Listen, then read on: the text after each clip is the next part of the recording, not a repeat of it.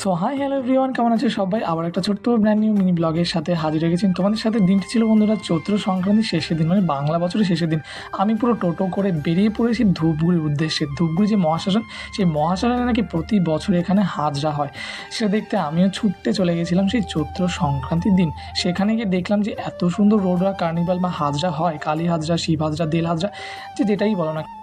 যদি তোমরা কারা জানো না, সেটা না অবশ্যই আমি কমেন্ট সেকশনে কমেন্ট করে যেও। আর আমাদের মতো তোমাদেরকে আশেপাশে এই হাজরা দেখতে তোমরা যা বা তোমাদের ওখানে কি হাজরা হয় সেটা একবার হলে জানিয়ে যেও। তো দেখো এখানে ভীষণ রকম তাণ্ডব নৃত্য হচ্ছে, যেটা তোমাদের সাথে শেয়ার করছি।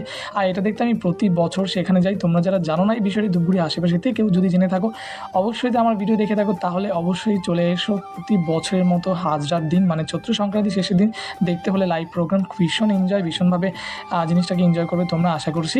তো যাই হোক, তোমাদের সাথে শেয়ার করতে পেরে আরও বেশি ভালো লাগলো।